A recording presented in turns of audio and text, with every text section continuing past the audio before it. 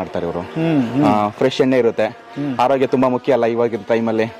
ಹಾಗಾಗಿ ನಮ್ ಕೊಬ್ಬರಿನೇ ತಂದು ನಾವು ಆಡ್ಸ್ಕೊಂಡು ಹೋಗ್ತೀವಿ. ನಿಮ್ ತೋಟದಲ್ಲೇ ಇದು ನಮ್ ತೋಟದೇ ಕೊಬ್ಬರಿ. ನಮ್ ತೋಟ ಕೊಬ್ಬರಿ ಸಿಕ್ಕಿಲ್ಲ ಅಂತಂದ್ರೆ ನಾವ್ ಇಲ್ಲಿ ಬಂದು 2 ಲೀಟ್ರ್ 3 ಲೀಟ್ರು ನಮ್ಗೆ ಎಷ್ಟು ಬೇಕಾಗುತ್ತೆ ಆ ಟೈಮ್ಗೆ ಅಷ್ಟು ಅಮೌಂಟ್ ಕೊಟ್ಟು ಮಾಡ್ಸ್ಕೊಂಡು ಹೋಗ್ತೀವಿ. ನಮ್ ತೋಟದಲ್ಲಿ ಕೊಬ್ಬರಿ ಇದ್ರೆ ಕೊಬ್ಬರಿ ತಂದು ಆಡ್ಸ್ಕೊಂಡು ಹೋಗ್ತೀವಿ.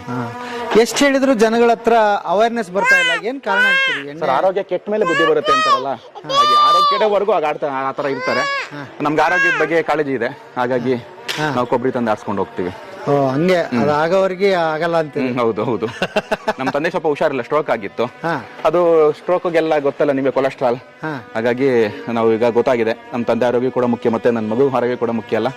ಹಾಗಾಗಿ ನಮ್ ಕೊಬ್ಬರಿನೇ ತಂದು ಆಡ್ಸ್ಕೊಂಡು ಹೋಗ್ತೀವಿ ನಾವು, ಗಾಢ ಮಾಡಿಸ್ಕೊಂಡಿಲ್ಲ. ಹಳ್ಳಿಗಳತ್ತ ಇಂಥ ಉದ್ಯಮಗಳು ಬರ್ತಾ ಇದೆ, ಏನ್ ಹೇಳ್ತೀರಿ ಅಂತದಕ್ಕೆ? ತುಂಬಾ ಖುಷಿ ಆಗುತ್ತೆ ಸರ್. ಎಲ್ಲ ಊರ್ ಬಿಟ್ಟು ಬೆಂಗಳೂರಿಗೆ ಹೋಗಿ ಅಲ್ಲಿ ಜೀವನ ಕಟ್ಕೊಳಕ್ ನೋಡ್ತಾವ್ರೆ. ಇಲ್ಲ, ಇಲ್ಲೂ ಕೂಡ ಜೀವನ ಕಟ್ಕೋಬಹುದು.